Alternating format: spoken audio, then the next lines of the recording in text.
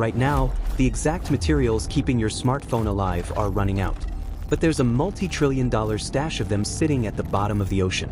Getting to it, though, requires AI robots, extreme depths, and a massive environmental gamble. Beneath the restless waves, a whole new kind of gold rush is quietly beginning. One that's going to define the next century of human technology. 1849 was all about pickaxes and grit on the surface. But the gold of today is black, potato-sized, and buried thousands of meters deep. And as we leave the sunlight behind, we enter a world of crushing pressure and absolute eternal darkness. This right here is the Clarion-Clipperton Zone, the richest territory on the planet. It literally holds the secret to every electric car battery in the world. Massive industrial vessels are already out there in position, lowering the sensors that could change our global economy forever. By 2030, our hunger for these rare metals is going to skyrocket. And to find them, we needed a mind that never sleeps. So meet the hero of our story, an AI-powered explorer, finally turning its lights on in the deep. These are polymetallic nodules. And inside these rocks lie rich veins of cobalt, nickel, and manganese. This is literally the hidden fuel inside every smartphone we use today. Without these minerals, the green energy revolution just stops moving. Our cities are hungry for power, and as our taillights turn into streams of data, the demand for storage is basically infinite. On land, these rare elements are honestly becoming impossible to find. Traditional mining is already destroying our forests and our mountains. But on the seabed, millions of these black rocks are just sitting there waiting, covering the floor like a cobblestone road to the future. So the race is on for the most valuable rock in history. Scientists are now literally holding the future of energy right in their hands. And as our phone batteries die, the ocean floor is just beginning to glow. Down here, the pressure is high enough to crush a steel beam like it's a paper cup. We're entering the midnight zone, a place where the sun has literally never touched. For any human diver, this environment is basically a death sentence. Huge spotlights cut through the marine snow, illuminating a world that's been completely silent for millions of years.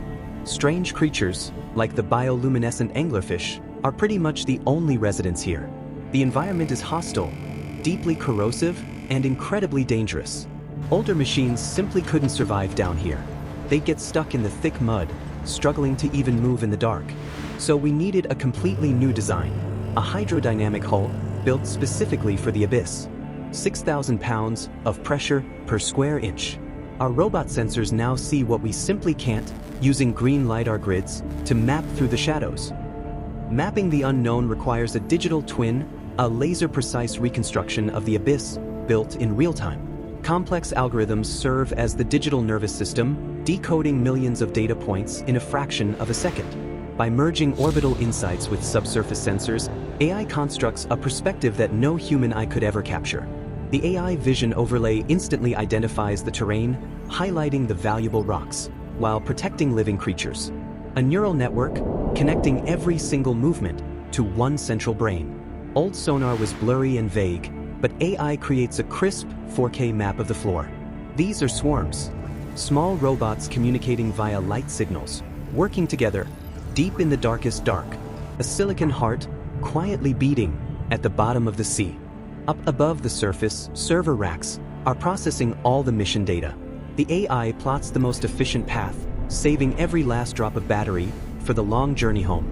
Meet the crawlers. These massive AI-driven machines move slowly across the silt on tank treads built for the mud. Some robots use a vacuum to gently lift the nodules right off the floor. Robotic arms working with the precision of a master surgeon. Hover drones float just above the ground, using water jets to dislodge the rocks without disturbing the delicate seabed.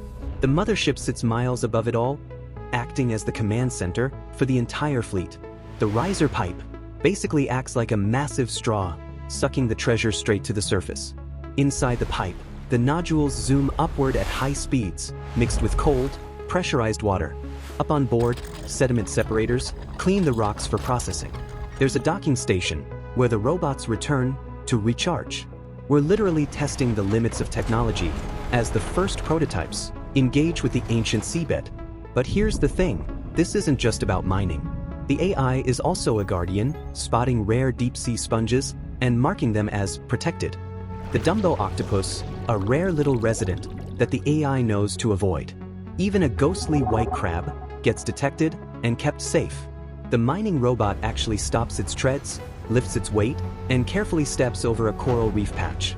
Scientists watch the monitors closely as the AI sends a life-detected alert. Every single sea anemone is scanned and added to the database.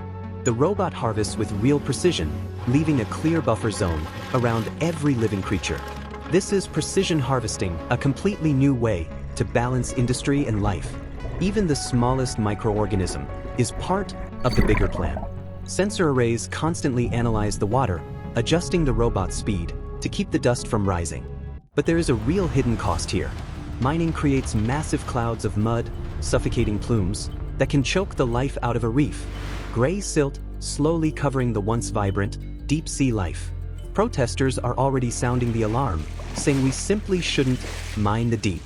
And the difference is pretty clear. On the left, pure water. On the right, a murky shadow blocking all light. These plumes can travel for miles, carried silently by the underwater currents. Marine biologists are genuinely worried about the long-term impact. The AI solution is a bubble curtain, like a digital shield designed to contain the dust locally. Computer models predict the exact flow of every drop of water. Filter systems working right inside the robot to clean the intake. And the clean water is pumped back down, returning to the bottom, right where it belongs. This is more than just a mission. It's a full geopolitical war. Countries like China, the US, and Norway are racing for control. The prices of lithium and nickel are flashing on screens like a digital heartbeat. The International Seabed Authority is honestly the only thing keeping the peace right now. Flags are being planted digitally on maps of the abyss as nations rush to claim their territory. Executives in boardrooms everywhere are pointing at the ocean as the new frontier. Cargo ships are already waiting to carry the trillion-dollar cargo. Deep-sea metals are flowing into factories, going straight into the batteries that will power our world. Currency symbols are practically floating beneath the waves. The headlines are already calling it the trillion-dollar ocean. And floating sea stations could become the cities of the future, built on the riches of the past. But honestly, the ocean is just the beginning. The AI we build here will one day mine the icy oceans of Jupiter's moon, Europa. NASA is already designing the ice diver, the robots of tomorrow. Saturn's moon Enceladus is literally spraying the secrets of life out into space. The same deep-sea robot from our abyss could one day swim in a subterranean alien ocean under the ice. The ocean floor is actually the perfect testing ground for deep space. Astronauts and robots training together for the ultimate mission. Asteroid mining droids look almost identical to the harvesters already working on our seabed today. SpaceX starships are the bridges between these two worlds. A colony on Mars built with materials first found under the sea. Space and the abyss look identical. They really are the final frontiers of human curiosity. So we've seen the machines, the maps, and the incredible potential of the deep. But is it actually worth the risk? The scales are carefully balanced between the batteries we need and the life we must protect. The promise of a green city really depends on the choices we make today. Our hero robot shuts down its lights and fades back into the silence of the ocean floor. The choice is ours to make. A whale swims past, a quiet reminder of the world we are trying to save. And as we rise high above the surface, the curve of the earth reminds us just how fragile our home truly is. What do you think? Is deep sea mining the answer, or a disaster waiting to happen? Drop a comment below and subscribe.